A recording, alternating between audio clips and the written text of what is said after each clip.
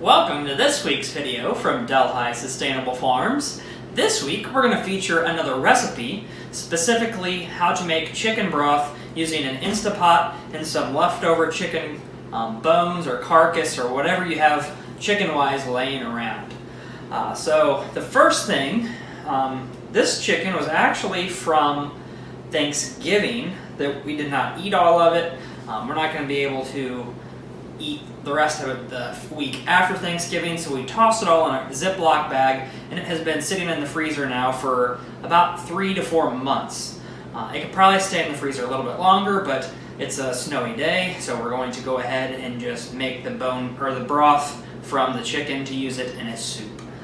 So the first thing you do is you kind of break up the carcass a little bit more, kind of make it fit a little bit better in your Instant Pot. I did happen to peel off some like the big thick parts of the chicken. I'm not going to put that in there in the Instant Pot. You could. I've seen a lot of different recipes that do say you can do that, but we're going to use the chicken instead in the soup, and so I don't want it to be that cooked when it gets to the soup part. So I've already broken the carcass down, so this is going to be the most simple recipe, and you don't have to go to the grocery store and buy the cans or boxes of chicken broth any longer. That's super full of sodium and other terrible preservatives.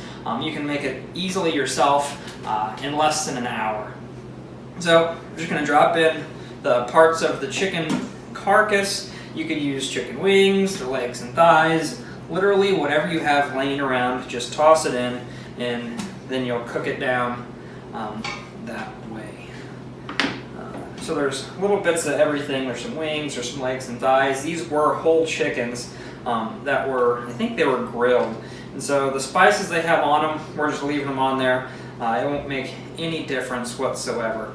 And the more the gel pieces, we're also making sure it gets in there as well. That has some of that natural gelatin in there, and that'll kind of help make it solidified if you're going to freeze it or store it for any other purposes. So now we're going to move to the vegetable part of the stock, and it has, we're going to put 2 things of celery in it, 3 whole carrots, a full onion, and a whole head of garlic, and a little bit of spices and stuff, and we'll get to that. So when you put your vegetables in, you just have to kind of make them in smaller chunks to make them fit a little bit easier. You certainly do not need to dice them up to make them fit. It's just bigger chunks, and you're just using them more for the flavor per se. So got the celery, carrots, and you're also, you can leave the skins on there as well, so don't have to worry about peeling anything or any of that.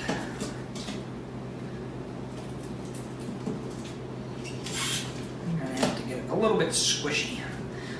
Squish it down in there a little bit.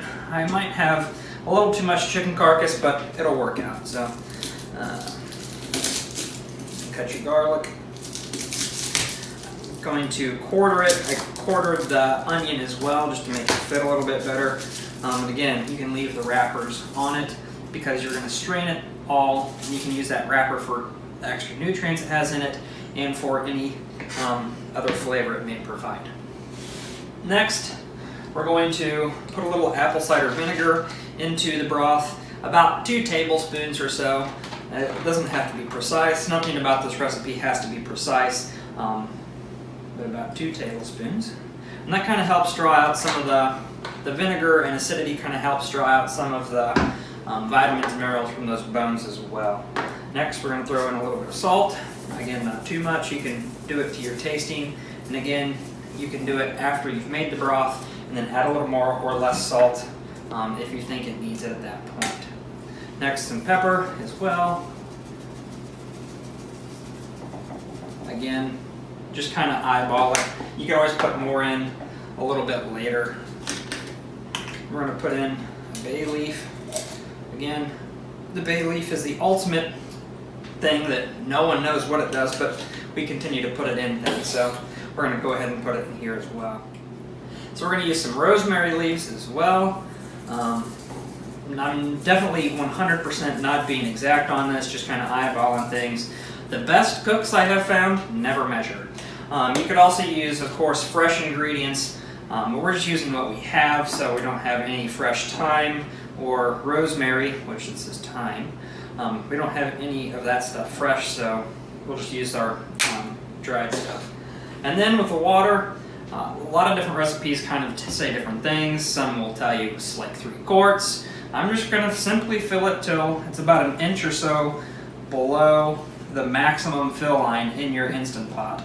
And then that is the entire recipe.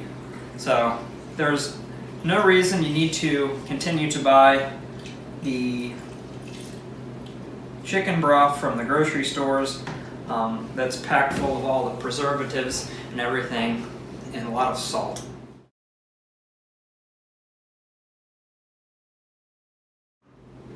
So with the water, it's about an inch underneath that maximum fill line.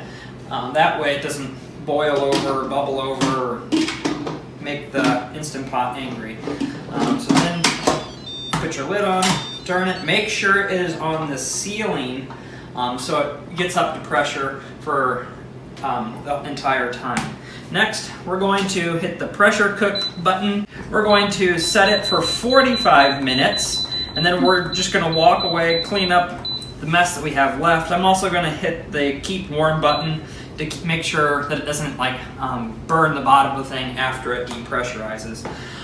So now, at 45 minutes, we're going to let it do a natural, when it stops yelling, we're going to let it do a natural release for about 30 minutes.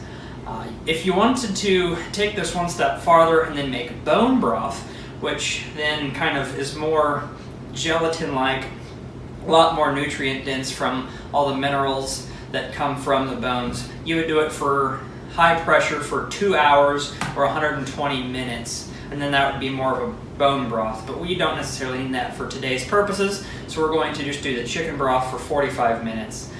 So we'll show you kind of the end product here in about 45 minutes.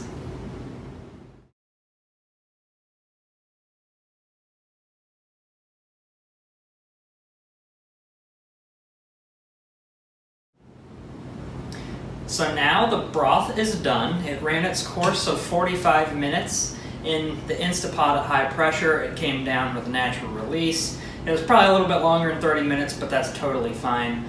It's all just kind of allowing it to use that pressure that remains inside to help pull out the rest of the nutrients and flavor from the bones and the vegetables. We have already pulled the vegetables out and most of the chicken. There is still a lot of chicken in here and some bones. We'll strain that here in a second. But we used some tongs to kind of pull out the big chunks of bones and a meat fork to kind of pull out the vegetables. The vegetables are pretty mushy. It's up to you kind of on what you do with them. They were supposed to be used for flavor. I'm probably going to eat some of them, but they're pretty mushy, so I'm not sure how much of that I will end up actually eating. The chicken, we will pull all the chicken off of the bones and use that chicken into our soup and then discard the bones. So the last step for this video is to strain the broth, and we'll see how big of a mess I can make. So I'm just using a normal strainer. It seems to be working decently so far. This is just to catch any of the remaining large particles and the rest of the chicken bones that might be, are smaller, that I might not be able to get with the forks or the tongs. So you can see now that I have got most of the juice. You can see that it makes quite a bit of broth. So again, you can use this broth, you can use it immediately, you can put it in the refrigerator for up to about a week, or you can even freeze it. We will probably end up, we only need 4 cups of this for our recipe this evening, and then we will probably end up freezing the rest of it.